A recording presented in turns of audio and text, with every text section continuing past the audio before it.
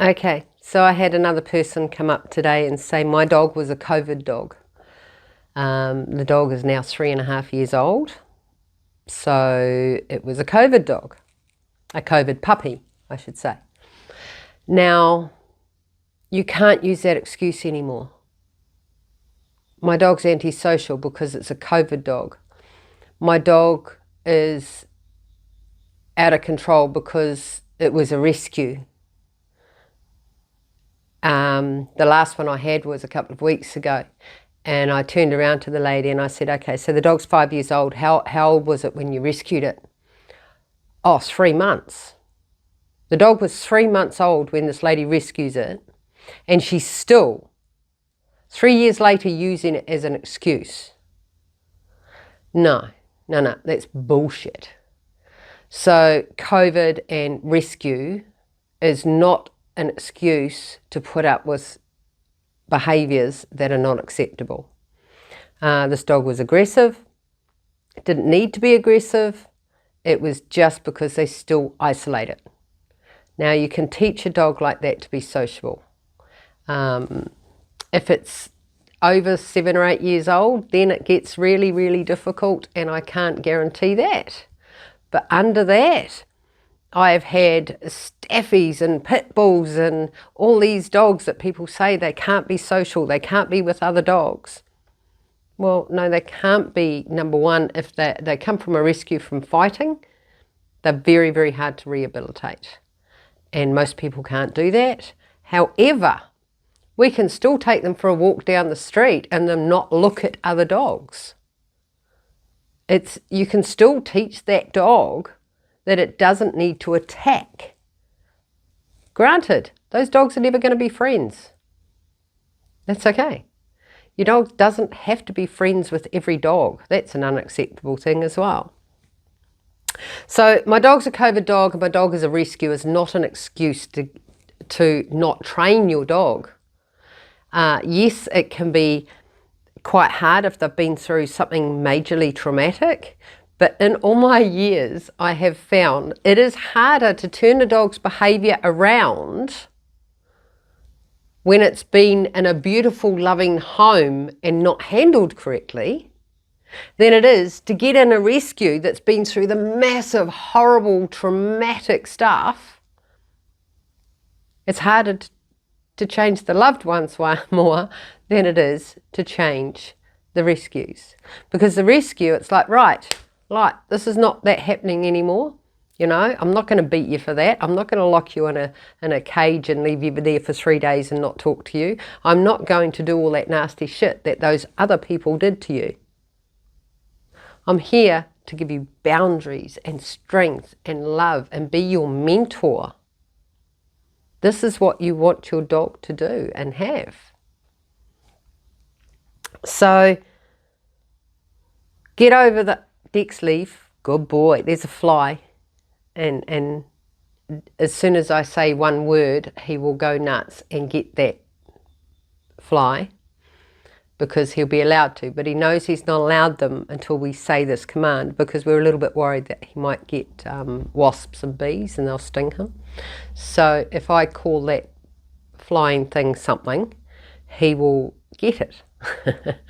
And so if it comes back, I'll use that word and you'll see the difference in him.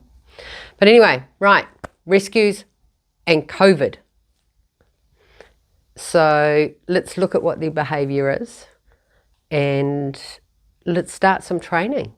You know, start with the basics. But the first thing you need to do is stop the sympathy. Oh, my dog was a rescue. Oh, poor thing. Get a raisin. Good boy. Good boy, come on. And when you call it a raisin, he's allowed it. He doesn't like them. Leave it. Come on. Good boy. Good boy. He doesn't like it, but he loves to catch them because he's a prey dog. And he needs to work. And one of his jobs around here is when we say that word, he's got to get them. And he does. He gets them and he kills them. Good boy. Did you get the raisin? Good boy. So So he's all proud of himself because he hunted, but he's licking his lips going, yuck, I don't like the taste. Good boy, but he hunted for me, so he's a good boy. So yeah, with the COVID and the rescue thing, don't sympathise with the dog. That part of its life is over. You're now its strength, its mentor, and let's be brave for this dog and get excited about all the wonderful, wonderful things that we can teach this dog. And the past is the past. They don't want to live in the past. Stop making them live in the past. If we get rid of all that sympathy and go, right, today's your new day, buddy. Let's do this. This is your boundaries. I want you to write down 10 new rules. Stay, good boy. 10 new rules. You know, you're allowed in bedroom 1, but you're not allowed in bedroom 2. You're allowed on the couch, but you're not allowed on the chair. You're not allowed in the kitchen. You're not allowed on the pink mat, but you're allowed on the blue one. Make rules. I don't care how stupid they are, but the more rules your dog has, the safer it's going to feel. Now, if it's a rescue or just, you know, COVID dog, or whatever you want to call the excuse today, you know, just start today. Start with an amazing new goal. Right, today I've got 3 new rules. And here's what they are. I'm going to make you feel safe. They feel so much safer when you don't give them sympathy for something that happened a week or 3 years ago. I couldn't believe this lady.